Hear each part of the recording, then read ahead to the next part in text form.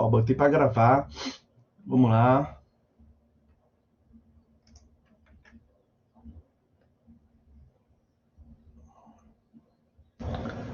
Então, meus amigos, vamos seguir. Nós temos que falar, vamos continuar falando no encontro de hoje, naturalmente, sobre o procedimento dos juizados especiais, procedimento especial dos juizados especiais. Nós vamos encaminhar na aula de hoje para o final desse tópico da disciplina.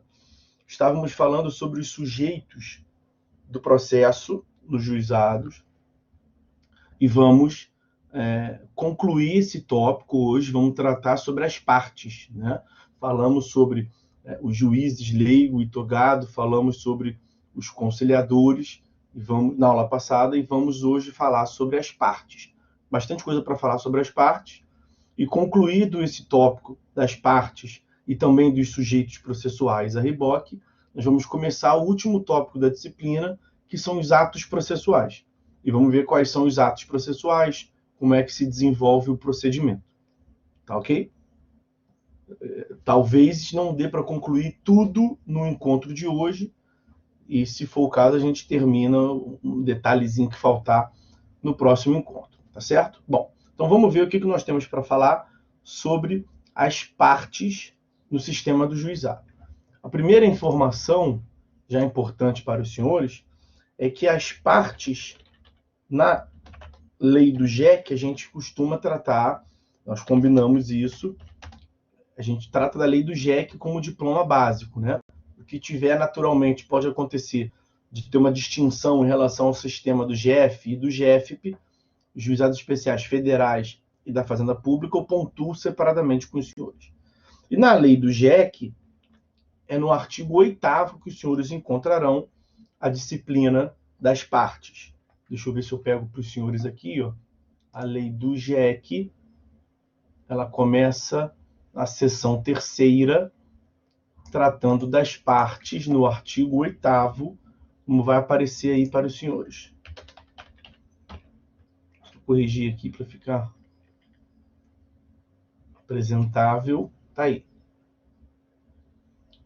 Artigo 8º da Lei 9.099 de 95, a Lei do JEC. Não poderão ser partes no processo instituído por esta lei, juizados especiais cíveis, o incapaz, o preso, as pessoas jurídicas de direito público, as empresas públicas da União, a massa falida e o insolvente civil. Então, o artigo 8º, ele começa tratando das hipóteses de exclusão, das pessoas excluídas, quem não pode ser parte.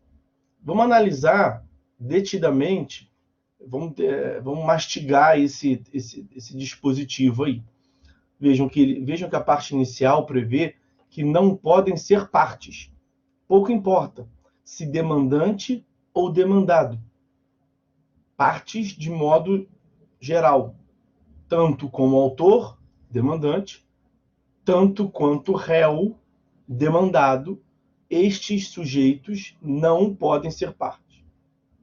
E aí, quem que não... Eu digo isso por quê? Porque nos parágrafos do próprio artigo 8º, nós vamos ter uma divisão de demandante e demandado. Mas no caput, nós temos uma visão geral. Não pode ser parte nem como demandante, nem como demandado. Tá? E quem que não pode ser parte? O incapaz, o preso, as pessoas jurídicas de direito público, as empresas públicas da União, a massa falida e o insolvente civil. Por quê? Qual é a lógica desse dispositivo? Porque a atuação desses sujeitos torna o processo mais formalizado, mais burocrático, o que é incompatível com o critério orientador do juizado, com os princípios do juizado, da informalidade, da simplicidade. Ué, o que houve?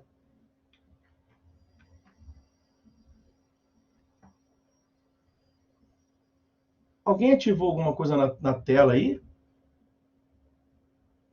Está dizendo que... Nossa, Pra mim tá normal aqui. você Mim tá tá vendo? normal. Não apareceu nada para você aí? Não, não. Tá aparecendo só o senhor. Para mim Caramba! também tá normal. Só o senhor, normal.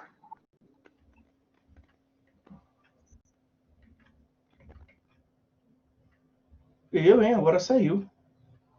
Ficou no meio da minha tela. No meio da minha tela, toda a minha tela. Apareceu um pop-up enorme no meio da tela grandona assim. Você adicionou um novo dispositivo. Coisa estranha.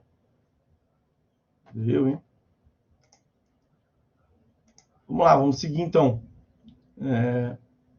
Falávamos sobre quem não pode ser parte no sistema do juizado, artigo 8º da lei do JEC. E aí, a atuação desses sujeitos do processo torna o processo mais burocrático. Ali no meio tem então, o incapaz, o preso, a massa falida, o insolvente civil. A lógica é essa que eu acabei de lhes dizer.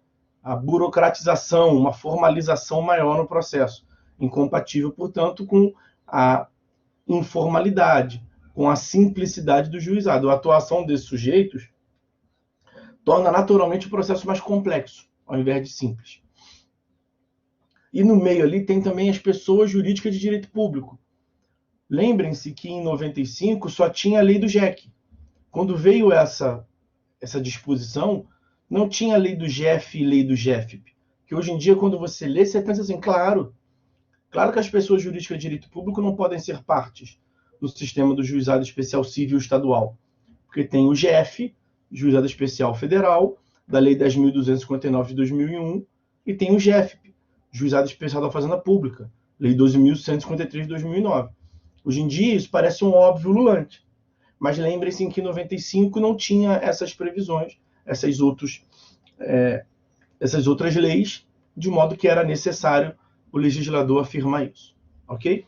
Então está visto aí no caput as hipóteses de exclusão.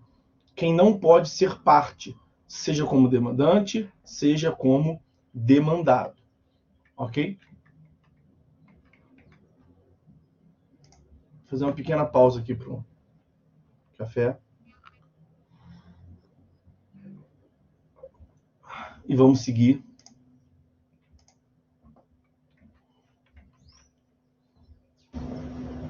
Tendo visto os demandantes, quem não pode ser, tendo visto as partes, quer dizer, no caput, quem não pode ser nem demandante nem demandado, vamos ao parágrafo 1º desse artigo 8º da lei do JEC, que vai tratar a respeito dos demandantes.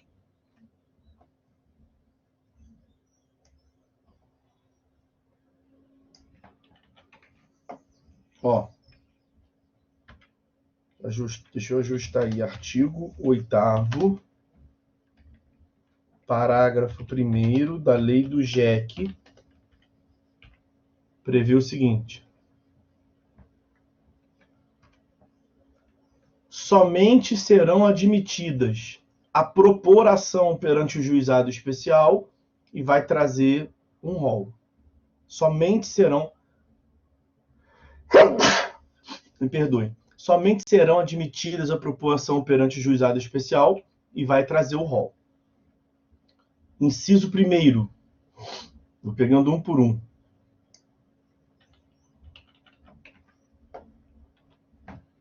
Inciso 1º. As pessoas físicas capazes, excluídos os cessionários de direito de pessoa jurídica. Primeira parte. Pessoa física ou pessoa natural capaz. Porque o caput já tinha dito que não pode ser parte nem demandante nem demandado incapaz. Né? Nem precisava, no inciso 1º, botar o capaz ali. Porque pela leitura combinada com o caput, você já excluiria o incapaz. Mas ele preferiu ajudar mais a interpretação. Então, são as pessoas naturais, as pessoas físicas capazes. Excluídos os cessionários de direito de pessoa jurídica. Qual foi a lógica aqui do legislador? Como nós veremos, só pode ser demandante quem tiver nos incisos. E nos incisos, você exclui as pessoas jurídicas tradicionais.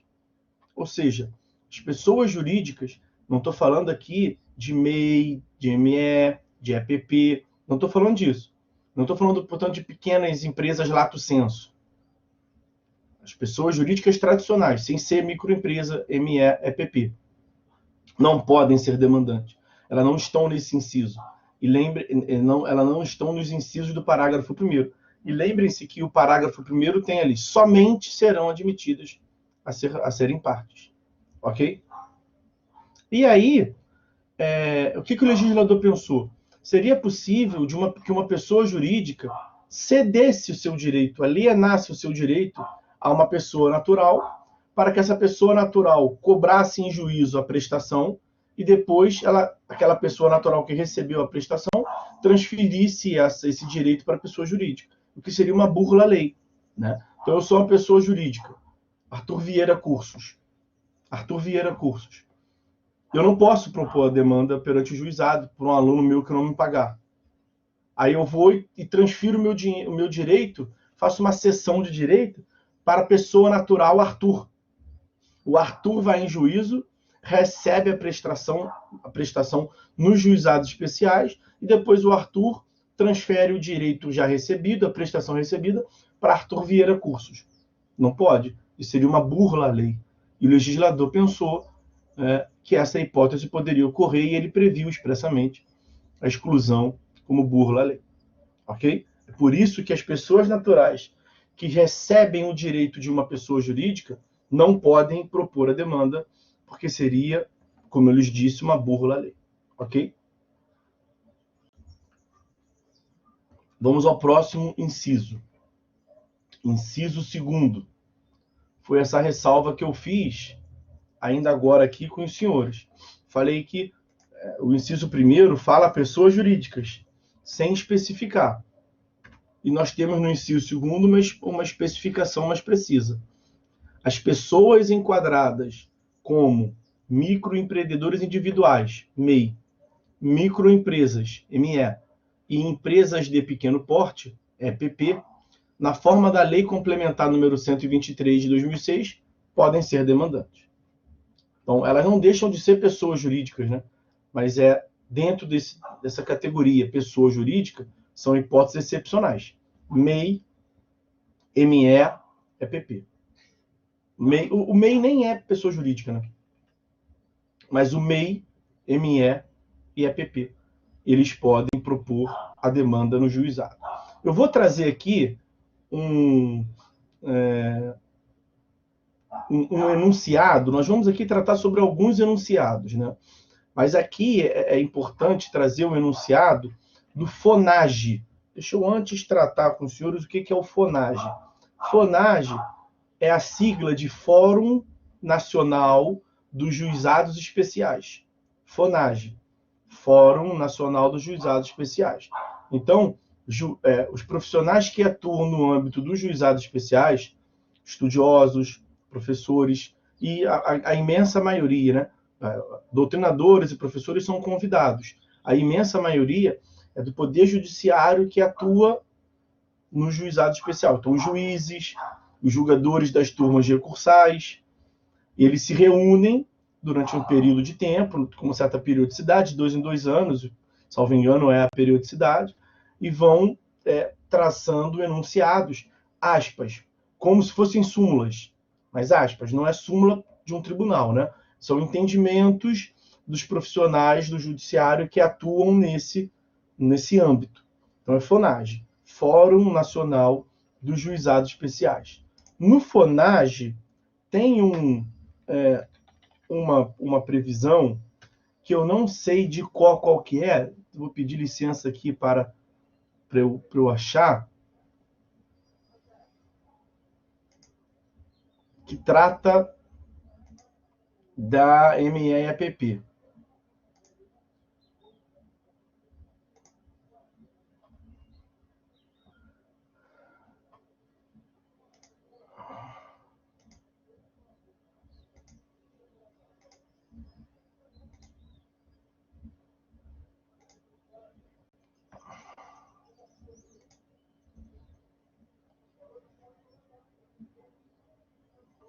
Não estou achando aqui. Mas esse enunciado que eu fazia menção do FONAGE, ele vai prever que esses sujeitos processuais, MEI, ME e EPP, eles devem comparar essa situação. Deixa eu ver aqui. Aqui, achei. É o enunciado de número 135. O enunciado de número 135 do FONAGE.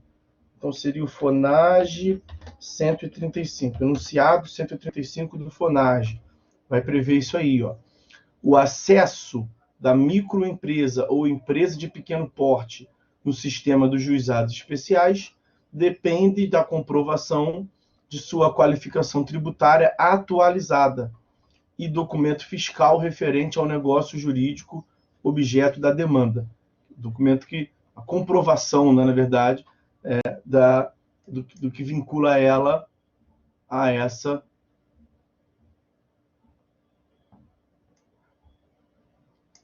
a demanda.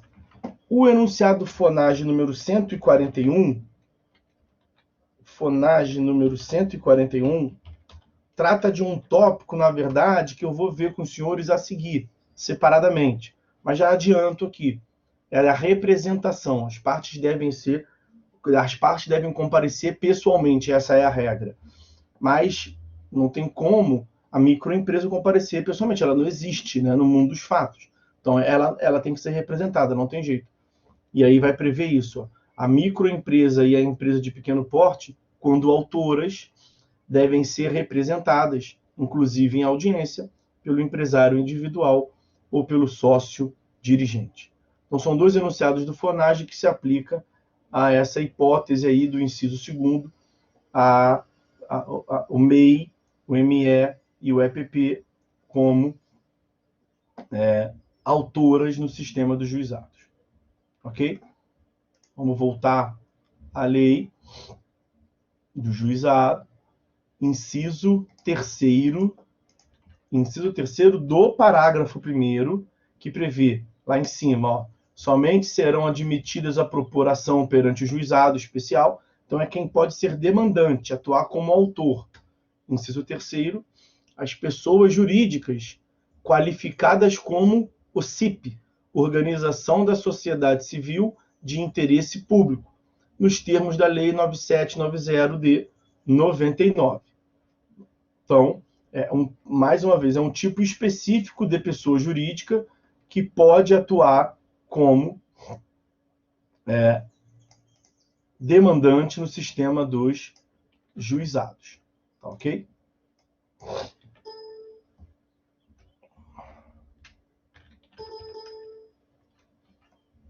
Vamos lá, vamos tratar do inciso 4º. Mais um tipo de pessoa jurídica específico. Somente pode ser demandante no juizado as sociedades de crédito ao microempreendedor, nos termos do artigo 1º da Lei 10.194 de 2001.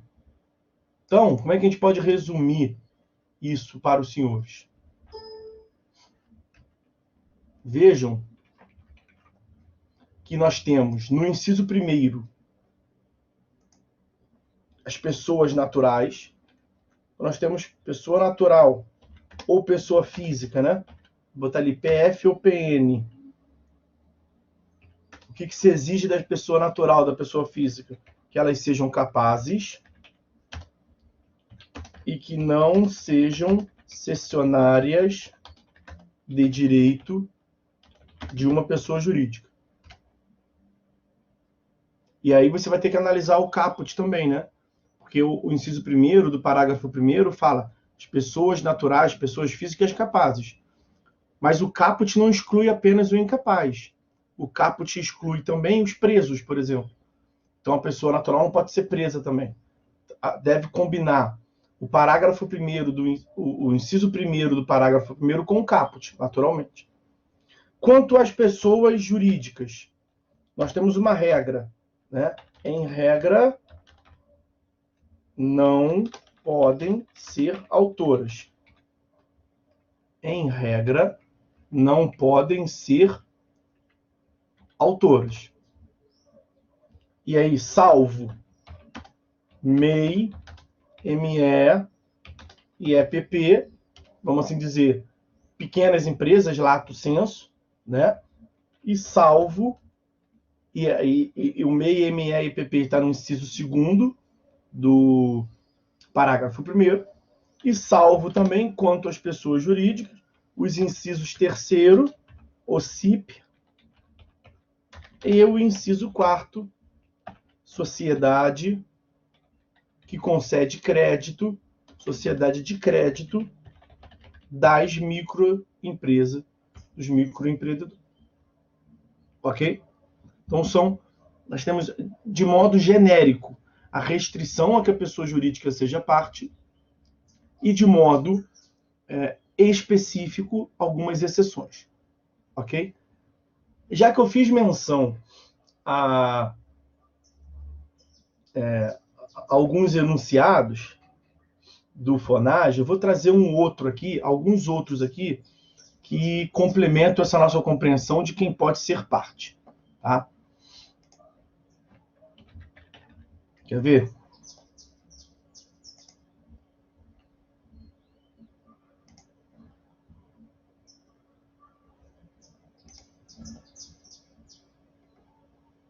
Ó, o enunciado número 31.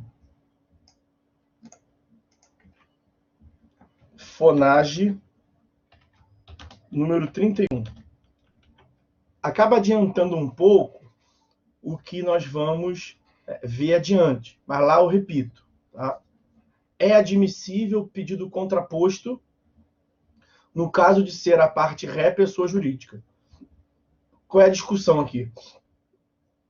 Pedido contraposto é quando você quando você oferece uma reconvenção. Pedido contraposto é uma forma simplificada de reconvenção. Né? Quando a lei de 95 veio, o CPC era o de 73. Os senhores têm que raciocinar dessa forma. Lá no CPC de 73, a reconvenção era uma peça autônoma.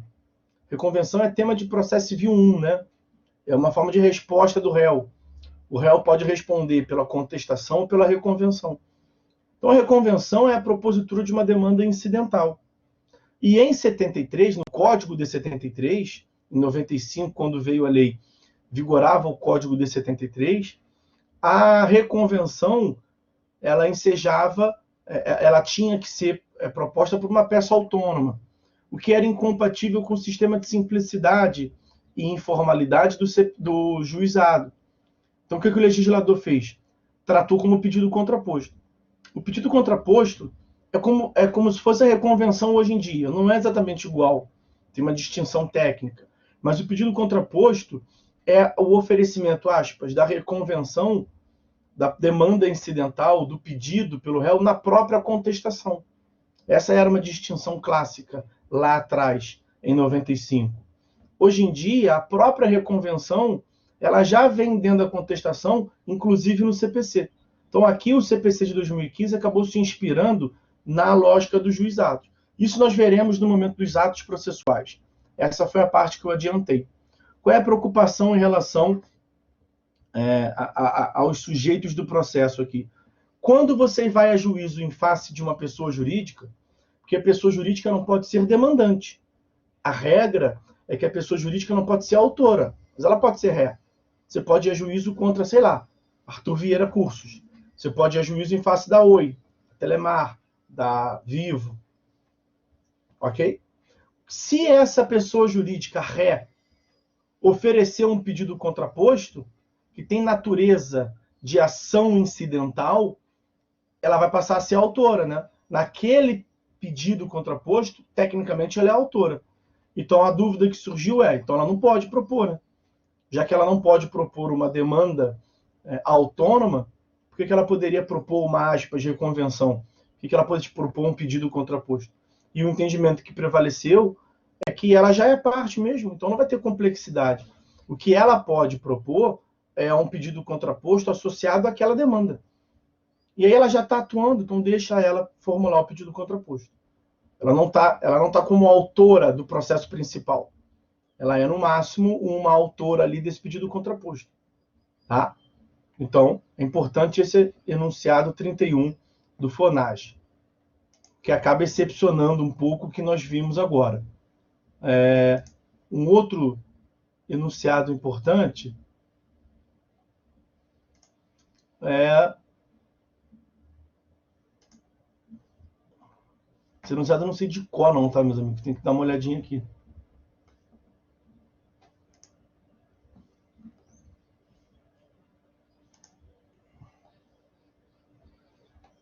Ó, o enunciado 148 é um enunciado importante. Sabia que tinha um outro. Tem um sobre os condomínios também que eu vou trazer para os senhores.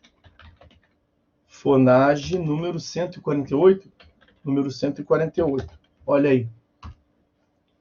Inexistindo o interesse de incapaz, o espólio pode ser parte nos juizados especiais cíveis.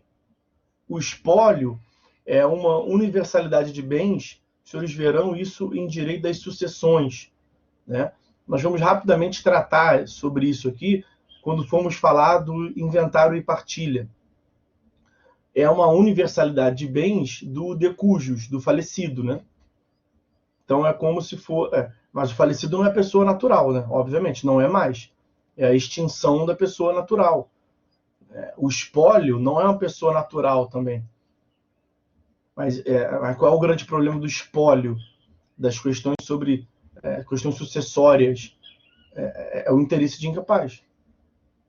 Porque como nós temos como sucessor legítimo, como faz parte da legítima, no meu caso, por exemplo, minhas filhas. Então, o espólio do Arthur não poderia hoje ir a juízo, se tiver interesse de incapaz. Minha filha é incapaz. Mas, em geral, o espólio vai a juízo para cobrar uma dívida. Né? Para cobrar, para tratar de um direito do próprio de cujos. E aí o representante, não havendo interesse de incapaz, pode atuar em juízo, o espólio. Tá? É importante esse enunciado número 148, que traz essa previsão. Tem um enunciado dos condomínios, cara, que o condomínio pode ser parte.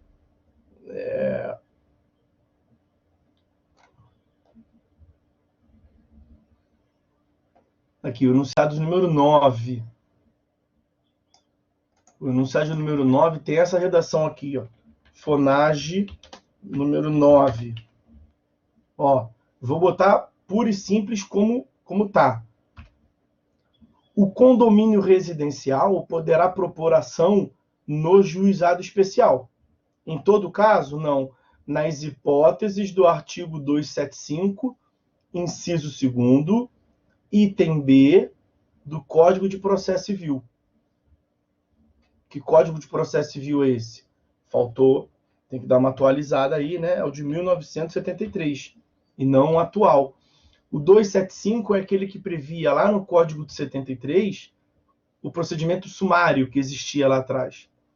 E aí ele trazia a previsão, no inciso 2º, das causas de menor complexidade. O inciso 1º era causas até 60 salários mínimos, Código anterior, de 73. O procedimento sumário que nem existe mais. Mas nós vimos que esse 275, inciso B, continua vigente hoje em dia.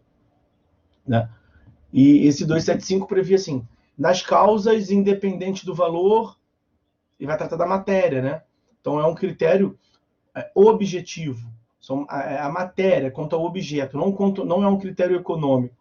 E aí ele trata lá do item B, da linha B, que, salvo engano meu, versa sobre danos em prédio rústico. Deixa eu ver se eu acho aqui. Dano em...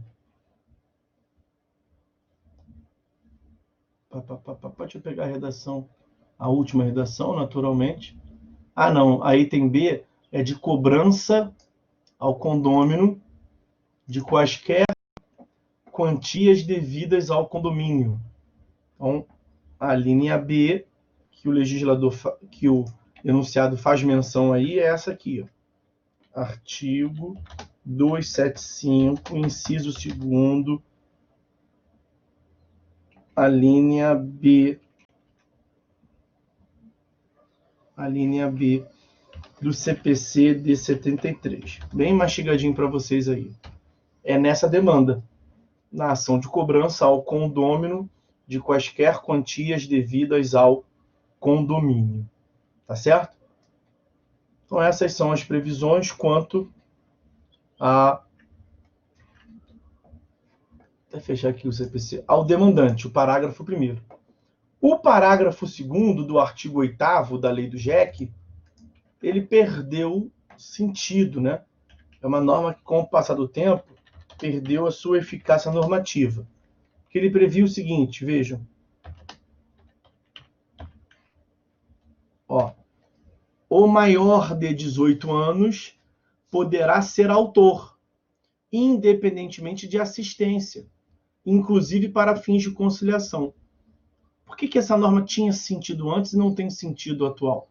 Mais uma vez eu lembro aos senhores, os senhores têm que voltar no tempo, tem que pensar com a cabeça em 95. Na verdade, a lei foi gestada, ela foi elaborada antes de 95, né?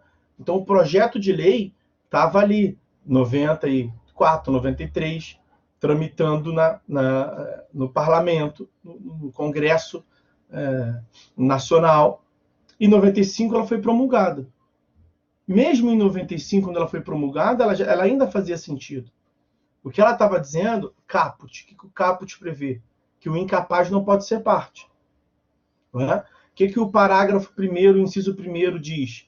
Que as pessoas naturais capazes podem ser parte. E o que isso tem a ver com o parágrafo 2º? É porque em 95, meus amigos, estava em vigor o Código Civil de 16. E no Código Civil de 1916, a capacidade civil plena se obtinha aos 21 anos. No Código Civil de 16, a capacidade plena se obtinha com 21 anos. Aí o que a lei do JEC disse? A lei do JEC, que é de 95.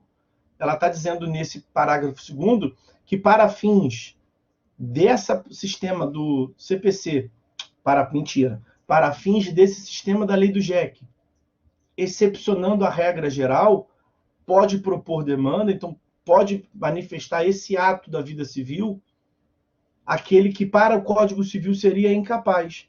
Mas a lei de 95 atribuiu capacidade àqueles que tinham 18 anos. Então, enquanto vigorou o Código Civil de 16, essa lei, esse dispositivo fazia sentido.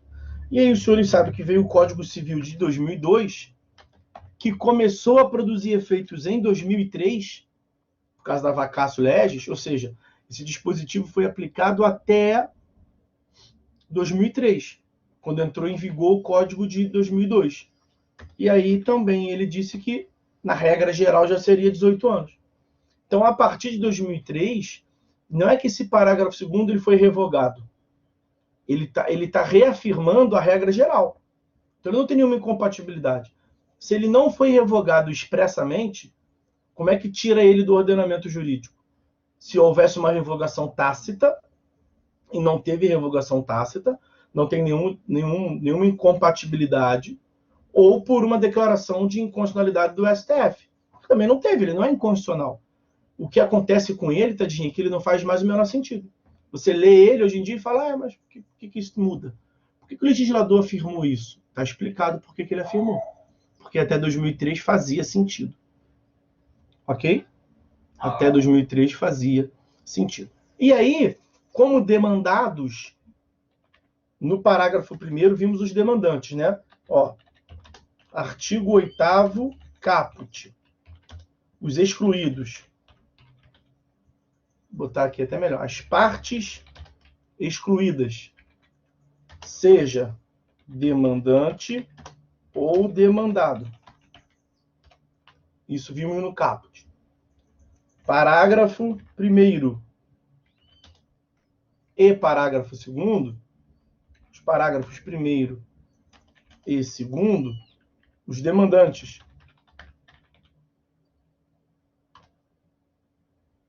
Os demandantes. Porque o parágrafo 2º diz que o menor, o maior de 18 anos, poderá ser autor, demandante. Ok? E os demandados? E o demandado? Quem pode ser demandado? Aí a única restrição quanto aos demandados é o caput, as pessoas excluídas. Ou seja, pode ser demandado qualquer um que não seja excluído pelo caput do artigo 8º.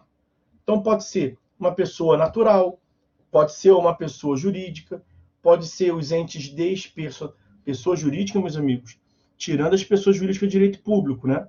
Porque está no caput a exclusão das pessoas jurídicas de direito público. Como a pessoa natural, que foi o primeiro que eu mencionei, também está excluída a pessoa natural presa, né? Pessoa natural incapaz. Então, a pessoa natural que não esteja excluída pelo caput, pessoa jurídica que não esteja excluídos pelo caput, e os entes despersonalizados, aqueles entes formais, né, do CPC, como, por exemplo, os condomínios podem ser propostos, né? E aí acaba que os entes despersonalizados, você vai pegar muita exclusão do caput. Por exemplo, são entes despersonalizados alguns entes públicos, né? E aí apareceu de novo aqui aquele problema na minha tela. São entes despersonalizados alguns entes públicos. E aí você vai excluir pelo caput. A massa falida está excluída pelo caput também, né? Então, sobre os demandados, era isso que tínhamos para falar. Eu estou achando que esse problema que está aparecendo aqui para mim, hein, Paulo? Já vou te dar a palavra. Isso que está aparecendo aqui para mim é alguma coisa que eu estou começando a achar de mau contato com a minha TV aqui, porque eu não uso um monitor tradicional, eu uso uma TV como monitor. E aí isso já estou começando a achar que isso é coisa da TV. Depois eu vejo isso. Por isso que não aparece para vocês, né? Diga aí, Paulo, fica à vontade. Só voltando um pouco com relação ao FONAGE 9, eu estava aqui fazendo as anotações aqui, acabou que o senhor se falou, o senhor me perdoa. Mas o condomínio residencial, ele pode propor ação no JEC, então, nas hipóteses, então, de cobrança de condomínio de qualquer valor. Então, Isso. mesmo que supere os 40 salários mínimos, então, o condomínio ele pode propor ação no JEC contra um condômino. Qual é o problema? Aí você vai cair num outro problema, né? Em tese, ele poderia propor a demanda, qualquer que seja o valor. Foi aquela questão, não é uma discussão. Aquele debate que nós tivemos aqui dos critérios distintos, né? Em tese, o condomínio poderia propor. Mas o problema que você encontra é que, na prática, os juízes vão se utilizar do parágrafo 3º. Vão falar que teve a restrição pelo legislador. Porque lembra do parágrafo 3º do artigo 3º da lei do JEC? Olha o que ele prevê. Parágrafo 3º, que eu já estou pegando lá. Artigo 3º, parágrafo 3º A renúncia do valor. da lei do JEC.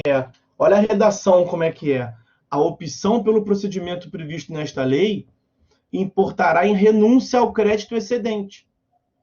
Ela não falou, o dispositivo não fala assim, a opção pelo procedimento previsto nesta lei, na hipótese do inciso 1º do artigo 3º, que é o que trata do valor. Ele não fez nenhuma restrição.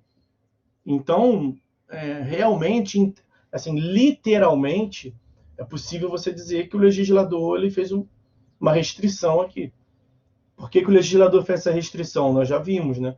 Porque a lei anterior que ele copiou, que ele reproduziu, só tinha um critério econômico, que está atualmente no inciso 1º do artigo 3º, causas de até 40 salários mínimos. Essa construção, essa interpretação histórica, ontológica, até constitucional, que é o que te resta fazer com os juízes para tentar fugir dessa restrição. Mas a maioria utiliza esse dispositivo. Você entendeu?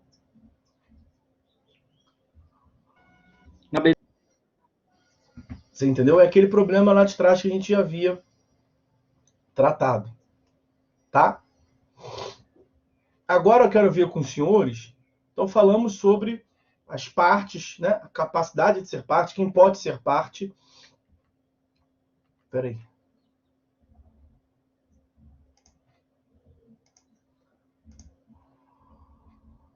Vamos lá. Nós vimos então quem é que pode ser parte no sistema dos juizados especiais cíveis, a lei do JEC, que é o nosso diploma base, e em geral a gente trata dos institutos analisando pela lei do JEC, e nós já vimos combinado que sempre que tem uma distinção no GF e no GFP, eu trago aqui para os senhores. E nesse caso tem.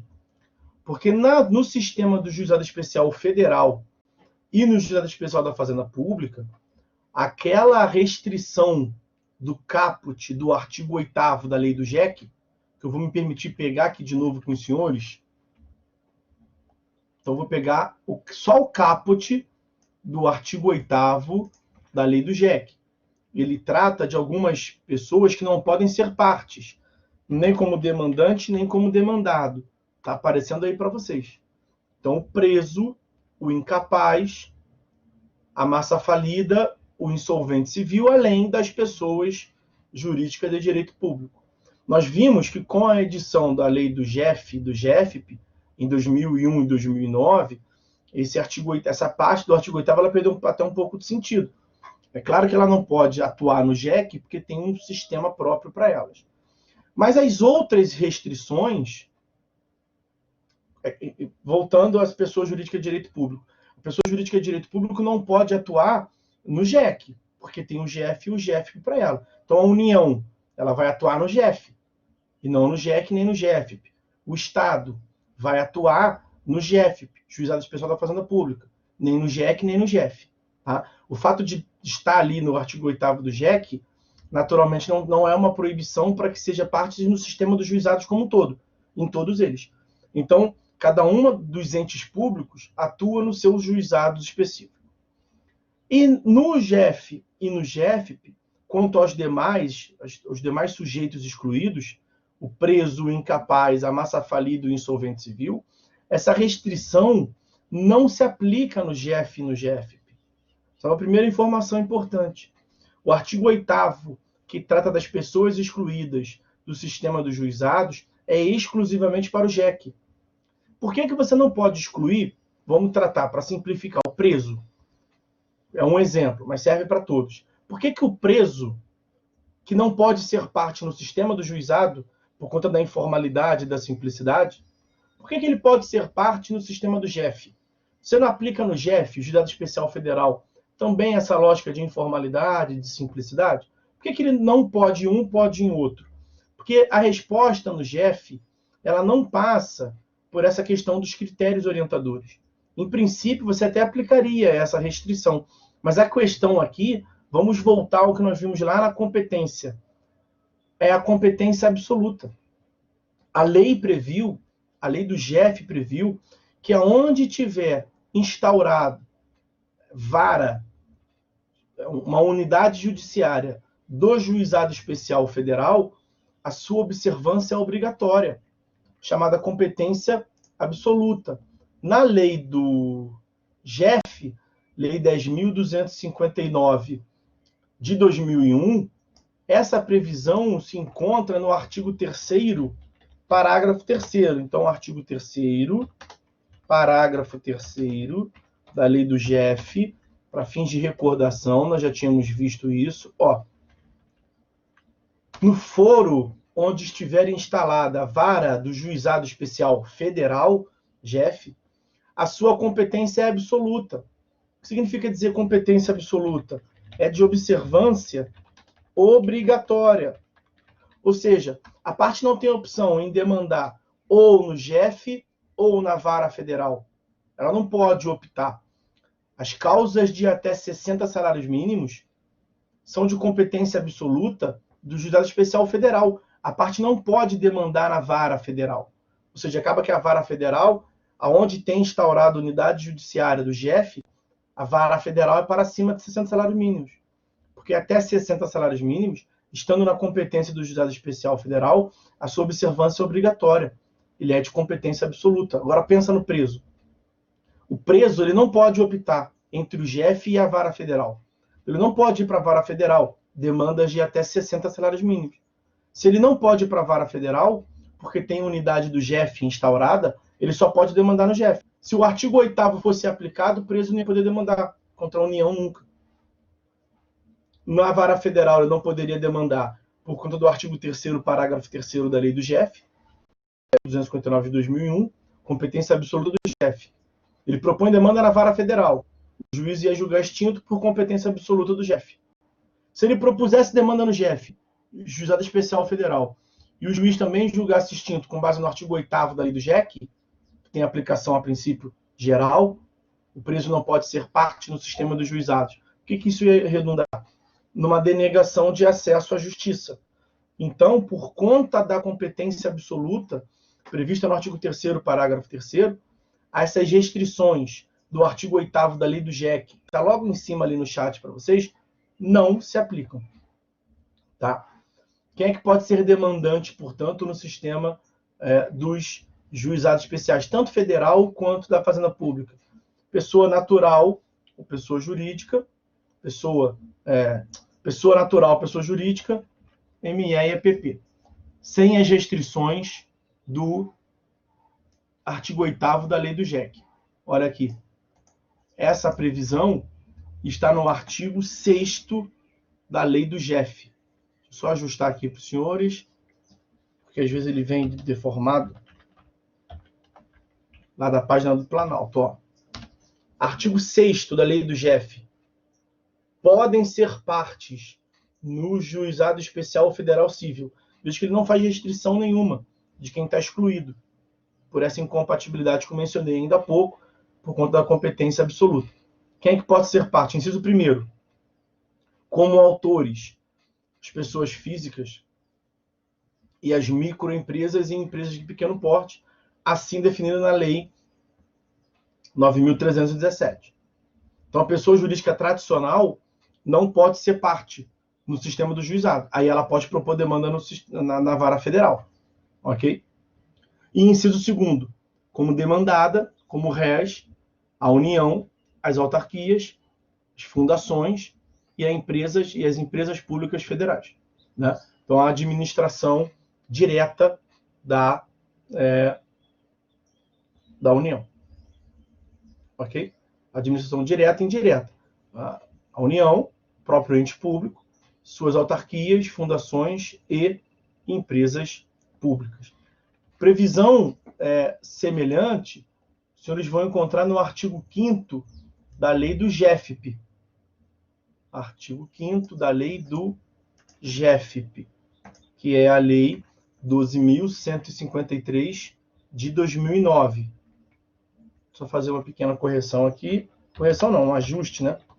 Está errado, está feio. Artigo 5º da lei do GEFP.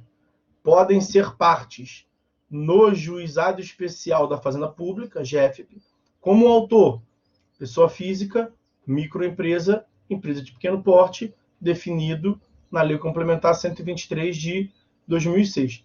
A lei do GEF, ela está desatualizada, né, vamos assim dizer. Na verdade, em 2001, quando veio a lei do GEF, não tinha essa Lei Complementar 123 de 2006. Né? Na lei do GEC, o legislador atualizou.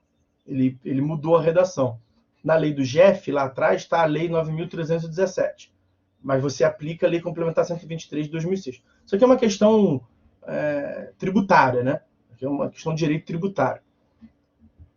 E como réis, o ente público, né, o Estado, o Distrito Federal e os municípios, territórios e municípios, bem como, igual, autarquia, fundação e empresa pública a eles vinculados.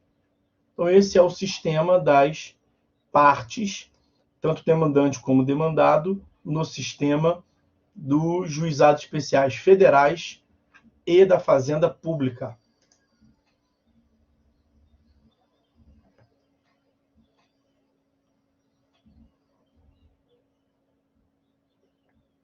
Nós temos mais coisa para ver sobre as partes ainda. Vamos seguir. Dando continuidade, então, ao estudo das partes no sistema dos juizados, quero agora tratar com os senhores sobre a capacidade postulatória.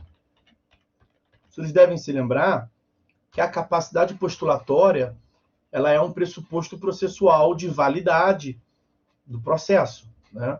Então, no sistema do CPC, a regra geral do processo civil, o que significa capacidade postulatória? A necessidade de que a parte esteja assistida, representada em juízo por um advogado. A capacidade postulatória ela é representada em juízo por meio da presença de um advogado, um profissional que possui capacidade técnica, nos termos do Estatuto da OAB, Lei 8.906 de 94, para defender tecnicamente os interesses dos seus representados. Ok? Só que no sistema dos juizados, já havíamos feito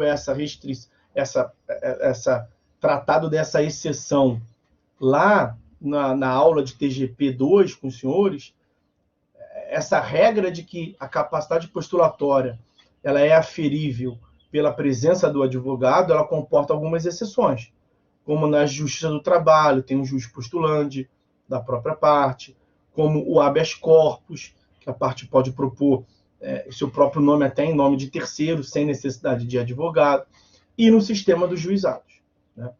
No sistema dos juizados, nós vamos nos utilizar, a princípio, como costumamos fazer, do artigo 9º da lei do JEC. Artigo 9º da lei do JEC.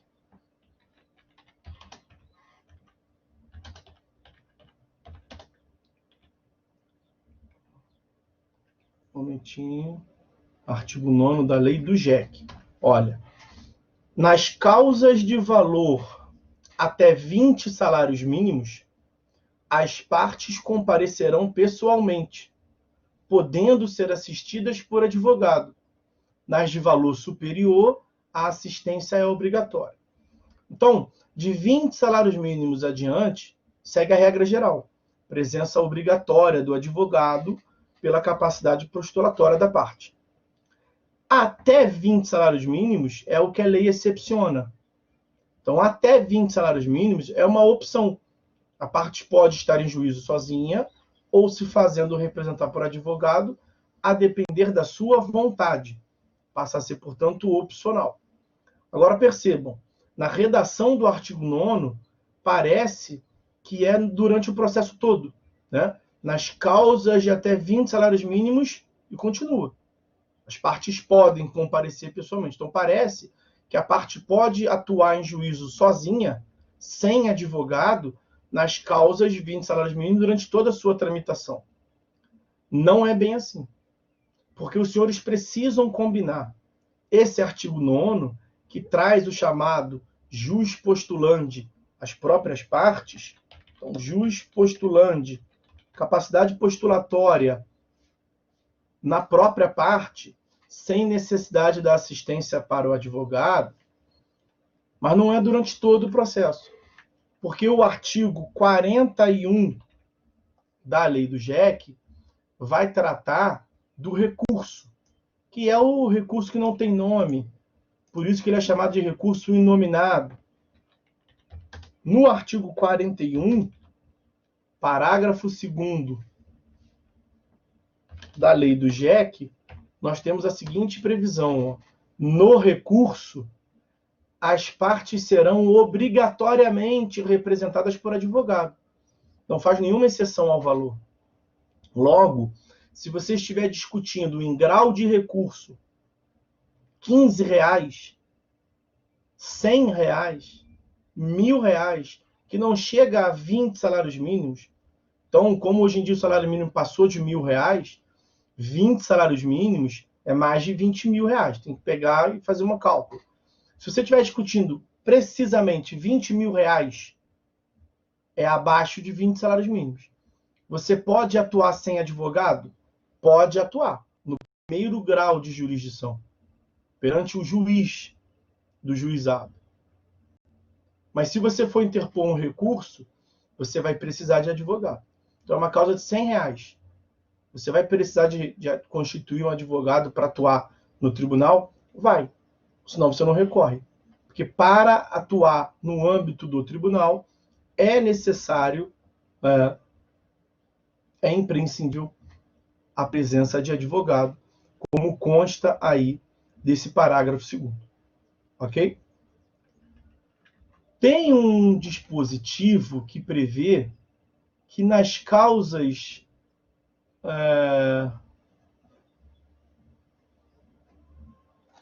eu vou ter que ir lá no artigo 9º para depois voltar no 56. Quer ver?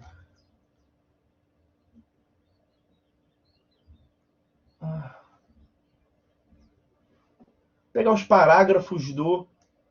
É isso que eu queria ver, esse último aqui. Pegar os parágrafos do artigo 9º, tá? Deixa eu pegar todos aqui. A gente já viu logo isso de uma vez.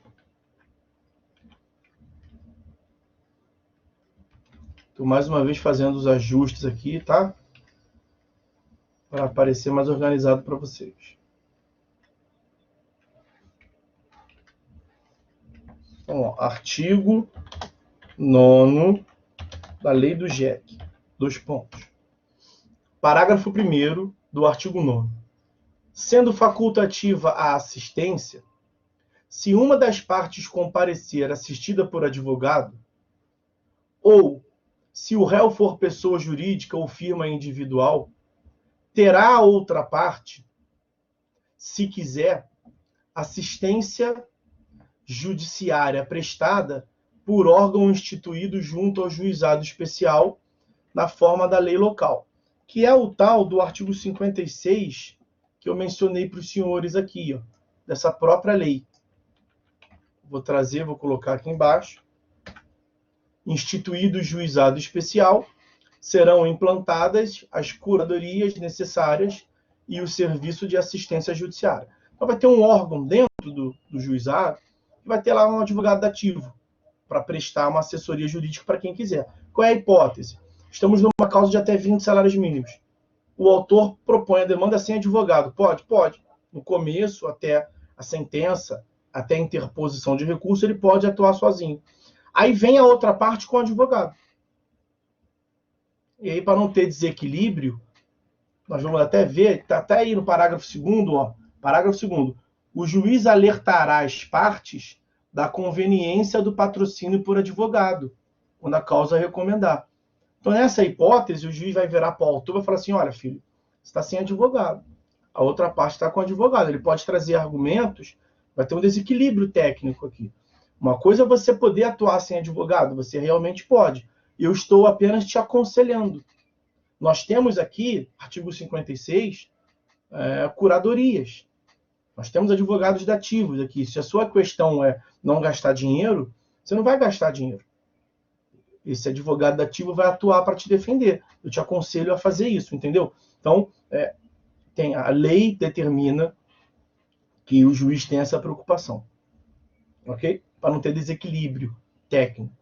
Aí vamos terminar de ver os outros parágrafos que não têm uma aplicação necessariamente, não se aplicam diretamente a essa hipótese aqui de capacidade postulatória. Parágrafo 3º do artigo 9º. O mandato ao advogado poderá ser verbal, salvo quanto aos poderes especiais. Então, aquela cláusula geral, cláusula ad judícia, tirando o et extra, né? O et extra, que são os poderes especiais, ou os mandatos, os poderes gerais da advocacia, podem ser concedidos oralmente. Isso é uma decorrência do princípio da oralidade, como nós estudamos, né? E o parágrafo 4º, só para matar esse artigo 9º. O réu, sendo pessoa jurídica ou titular de firma individual, pode ser representado por preposto credenciado, munido de carta de preposição. Nós vamos falar sobre a representação. Vou até tratar, então, sobre a representação agora, já que já apareceu ali. Em geral, as partes devem comparecer pessoalmente em juízo. Em geral, as partes devem comparecer pessoalmente em juízo, de modo que é vedada a representação da pessoa natural. É inadmitida em relação ao demandante por conta do princípio da oralidade, do contato pessoal com as partes, como nós já estudamos, a representação no âmbito dos juizados especiais cíveis.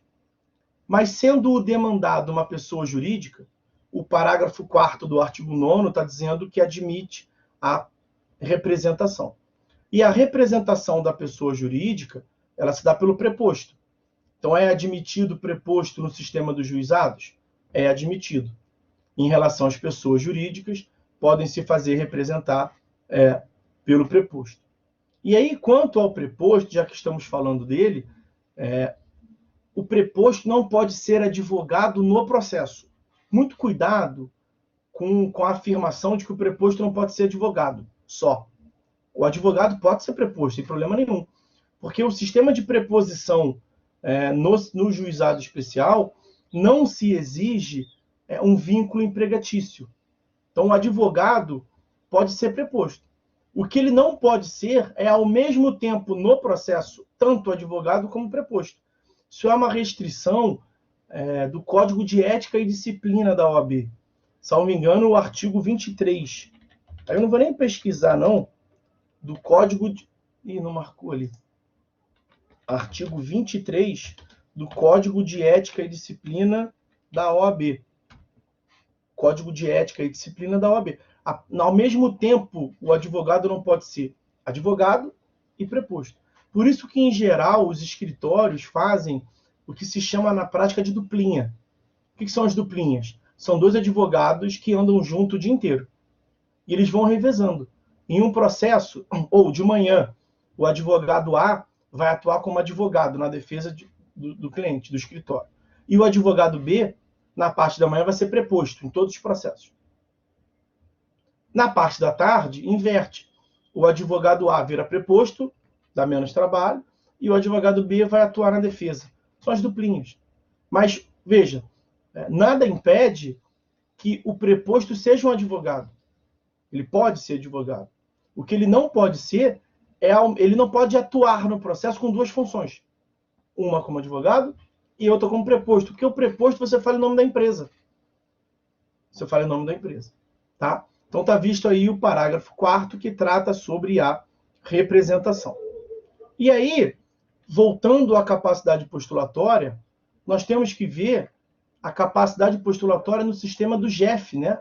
No Juizado Especial Federal. E aí a previsão está no artigo 10 da Lei do JEF. Artigo 10 da Lei do JEF. As partes poderão designar por escrito representantes para a causa, advogado ou não. Então, admite-se na Lei do JEF a representação. Já é diferente da Lei do JEC. No juizado especial, a regra é a inadmissibilidade de representação para a pessoa natural. Admite-se preposto, artigo 9º, parágrafo 4º, para as pessoas jurídicas. Na Lei do JEF, nós temos como regra a representação. As partes podem nomear representante. E uma outra diferença da Lei do JEF para a Lei do JEC é quanto à capacidade postulatória. Porque as partes podem designar por escrito representante, advogado ou não. E veja que aqui a lei não faz nenhuma restrição quanto a valor.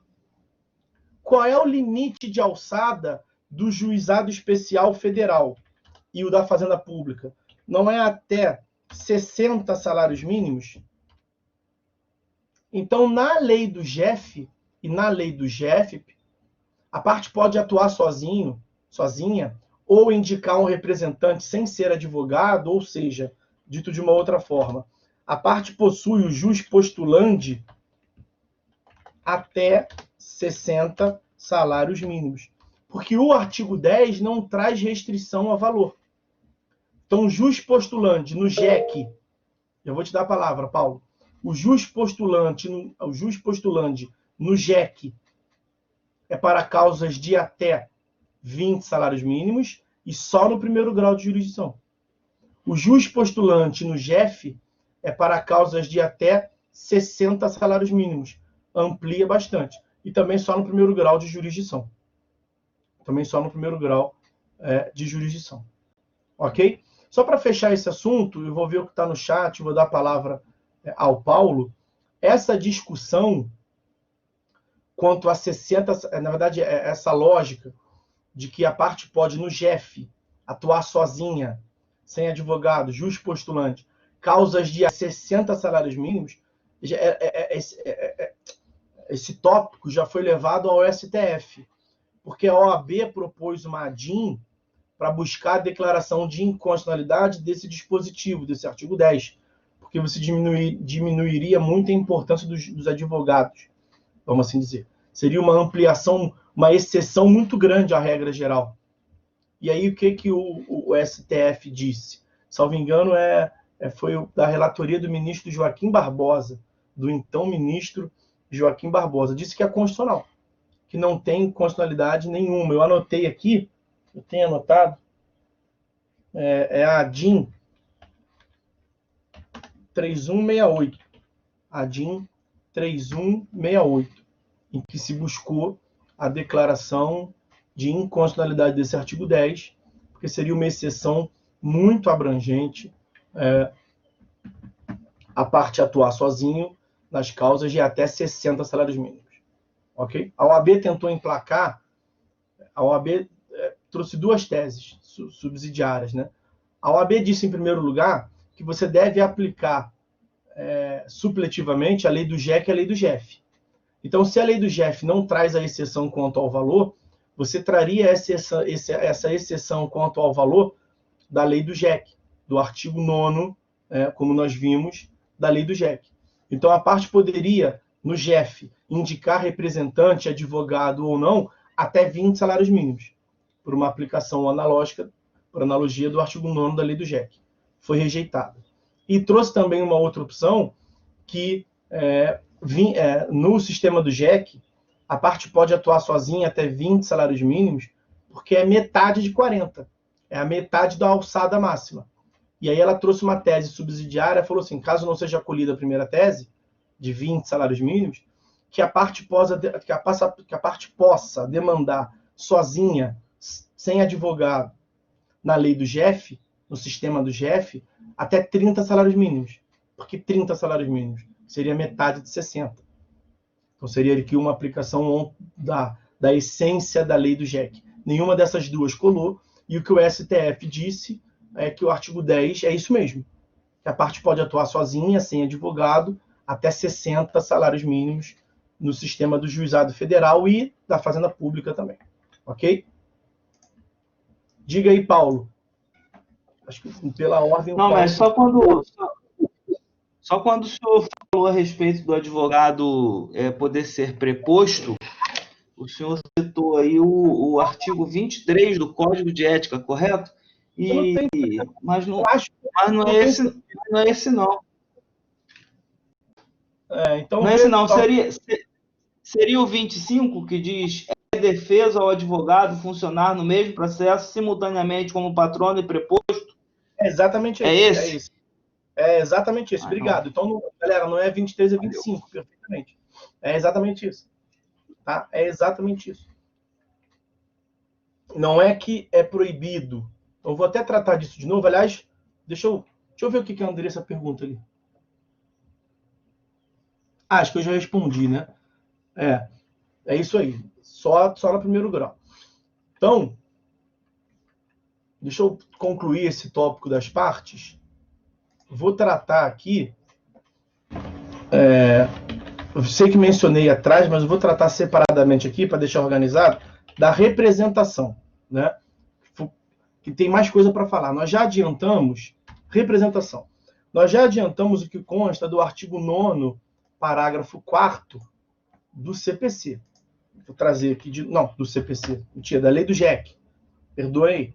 Artigo 9º, parágrafo 4º da lei do GEC, lei 9.099 de 95. O réu, sendo pessoa jurídica, titular de firma individual, pode ser representado por preposto credenciado, munido de carta de representação com poderes para transigir, sem necessidade de vínculo empregatício. Nós já mencionamos isso, né? Então, qual é a regra geral no sistema dos juizados especiais cíveis? não se admite representação. Não se admite representação das pessoas naturais, das pessoas físicas. Porque o artigo 51 da lei do JEC, da lei do Juizado Especial Cível, ela trata da possibilidade de extinção, artigo 51 da lei do JEC.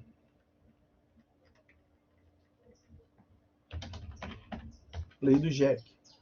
Extingue-se o processo, além dos casos previstos em lei, além do CPC, quando o autor deixar de comparecer a qualquer das audiências no processo. Então, até pelo princípio da oralidade, que nós já mencionamos mais de uma vez aqui com os senhores, é necessário o contato pessoal da parte. Olha o que prevê o enunciado de número 20 do FONAGE. Olha o que prevê o enunciado número 20. FONAGE número 20. Espera aí que eu peguei errado lá. Aí, pronto. FONAGE número 20. O comparecimento pessoal da parte às audiências é obrigatório. Aí ele faz a ressalva. A pessoa jurídica pode ser representada por preposto. Então, a regra geral do sistema que nós temos, artigo 9º, parágrafo 4º, não fala da pessoa natural. Artigo 51, inciso 1º, diz que o comparecimento é obrigatório, sob pena de extinção do processo. FONAGE número 20, também vai dizer que o comparecimento pessoal da parte às audiências é obrigatório. Tudo isso decorre, meus amigos, do sistema de oralidade, dos juizados especiais. E eu trago aqui, uma vez mais, o artigo 10 da lei do JEF, que já está até aqui separadinho para os senhores, que eu tratei dele ainda há pouco. O artigo 10 da lei do JEF vai justamente inverter a regra. Vai dizer que a representação no juizado especial federal, ela é admitida. Que ela é admitida. Então, no JEF é diferente do que no JEC. Tá? E aí, então, no JEC, a representação da pessoa natural é vedada, é inadmitida. E a pessoa jurídica, que não existe no mundo dos fatos? Como é que ela comparece em juízo? Ela comparece em juízo pelo representante. Como é que é o representante no sistema do CPC, no sistema processual de modo geral? O representante é um diretor, é aquele que consta do contrato social.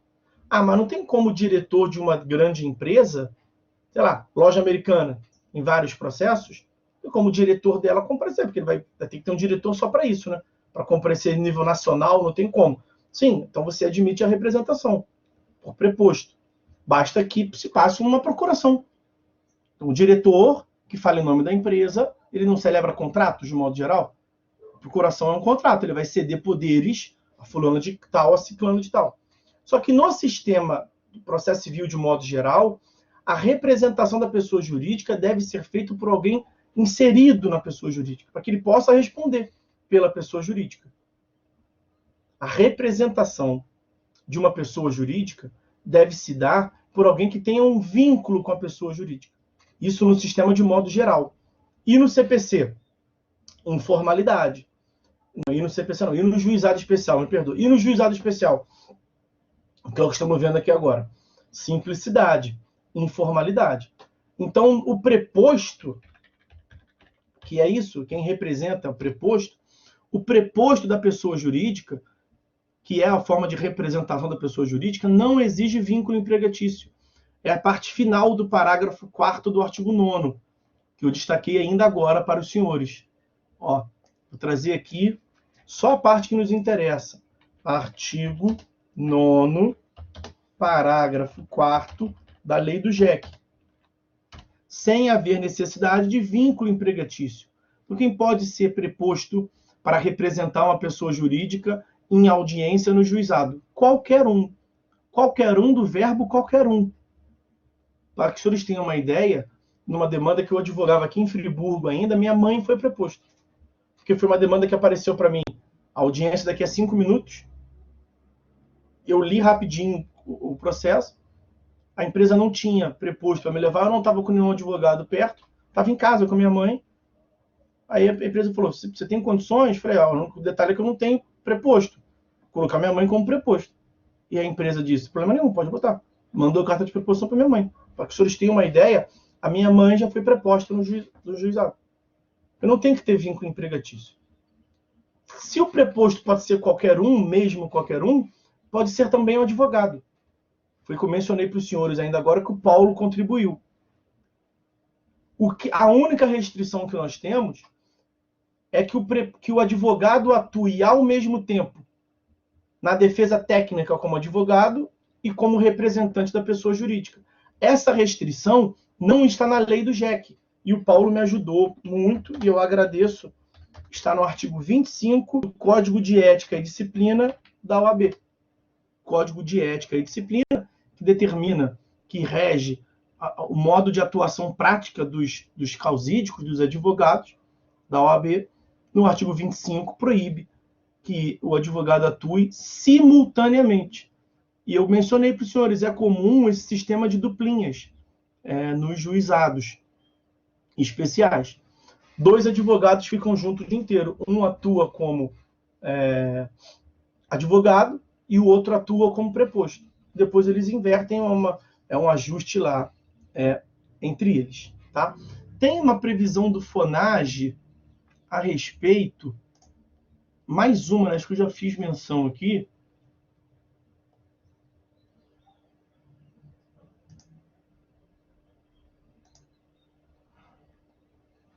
Deixa eu confirmar aqui se tem uma outra. Acho que é só esse mesmo.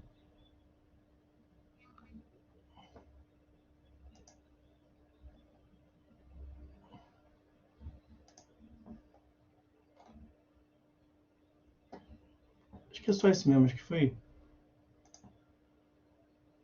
Bom, então, não achei. O enunciado 20 que eu coloquei, né? O comparecimento obrigatório. Eu acho que FONAGE número 20 já está ali, tá? Então, é isso. O último tópico sobre as partes é sobre a pluralidade de partes. Pluralidade de partes no sistema do CPC. O que é pluralidade de partes? Litisconsórcio, intervenção de terceiros, né? Litisconsórcio e intervenção de terceiro. E aí o artigo 10 da lei do JEC regulamenta isso. Então hoje tratamos dos artigos 8º, 9º e agora vamos para o 10. Artigo 10. Olha, não se admitirá no processo qualquer forma de intervenção de terceiro, nem de assistência. Veja, a assistência já é uma espécie de intervenção de terceiro. Nós vimos em TGP 2. Né? Mas ela é uma espécie de intervenção de terceiro em que o terceiro atua para auxiliar a parte. O terceiro, ele não atua no assistente simples, né, como uma parte da demanda. Na assistência litisconsorcial, sim, né? O assistente se torna parte da demanda. Ele não vira parte, mas atua como se fosse. Nós vimos lá no capítulo próprio. Então, o legislador podia até colocar assim, não se admite intervenção de terceiro. Qualquer modalidade. Estaria incluído ali assistência. Mas como poderia surgir uma tese no sentido de que a assistência é uma intervenção diferenciada, na qual o terceiro ele atua somente para contribuir, que ele tem seus poderes subordinados ao interesse da parte? O legislador, pelo bem e pelo mal, decidiu deixar bem claro que não pode intervenção nenhuma, nem essa intervenção mais simples que é da assistência. O que acontece é o seguinte, essa lei, meus amigos, ela é de 95, quando vigia o CPC, e esse artigo 10 da lei do JEC, né? Quando vigia o CPC de 73. O que nós temos aqui a respeito da intervenção de terceiro? No CPC de 2015, nós temos modalidades novas de intervenção de terceiro. Nós temos a assistência, nós temos o chamamento ao processo, nós temos a denunciação da lide, Nós temos o amicus curiae, e alguém sabe me dizer, lembra me dizer qual é a outra que falta eu dizer, enquanto eu estou achando aqui o dispositivo? Nós temos o IDPJ, né? O incidente de desconsideração da personalidade jurídica. E aí, o artigo 1062 do CPC de 2015, estou colocando ele aí para os senhores, artigo 1062 do CPC de 2015 vai prever que o IDPJ aplica-se ao processo de competência dos juizados especiais.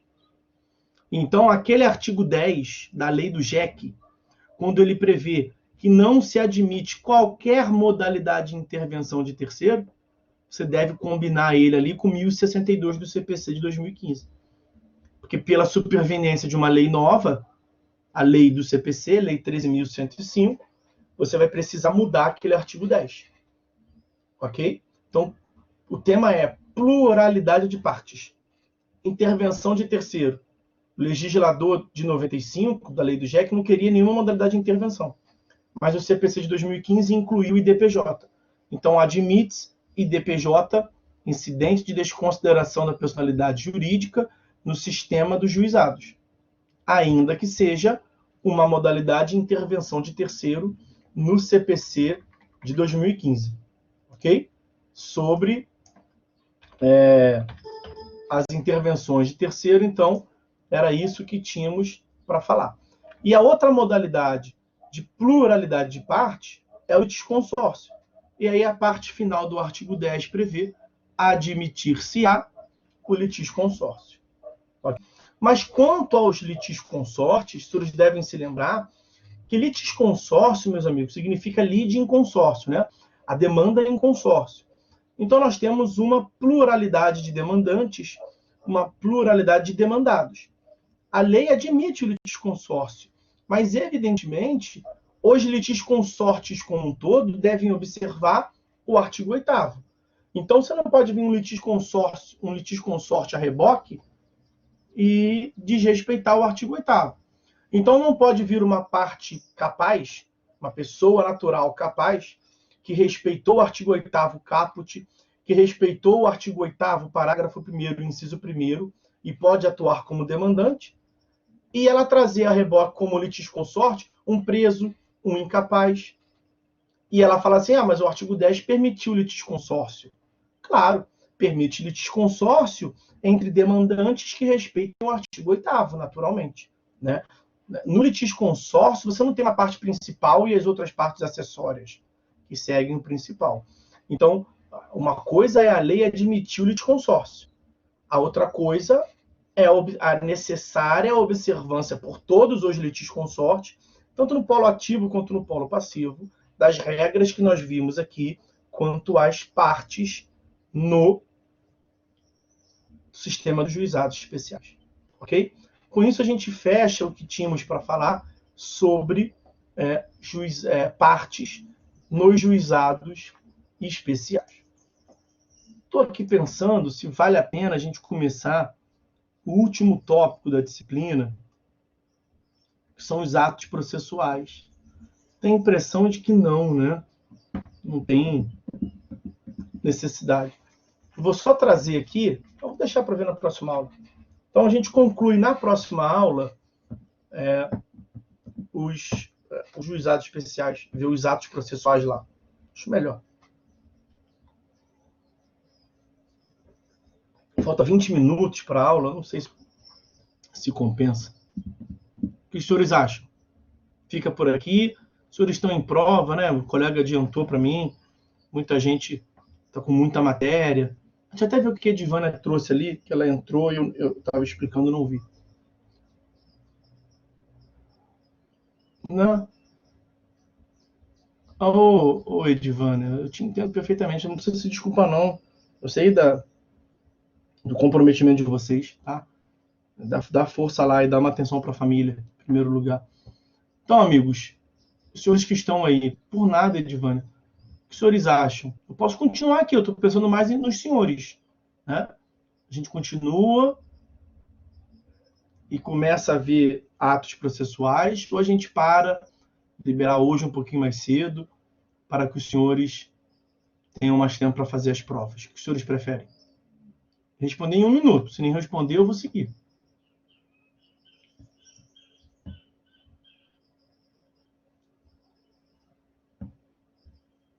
Andressa, deixa para ver tudo de uma vez só, depois. Eu acho melhor mesmo. Vou, a princípio, fazer isso sim, tá? Então, meus amigos, alguém mais? Então, vamos ficando por aqui. Desejo aos senhores um bom resto de semana, um bom final de semana. Lembrando que o prazo para entrega do trabalho é até sexta-feira agora, né? Fiquem todos com Deus aí, um bom final de semana. O meu final de semana vai ser corrigindo prova, né? Meu feriadão também vai ser corrigindo prova. Mas os senhores podem descansar. Galera, um abraço para vocês. Vou interromper a gravação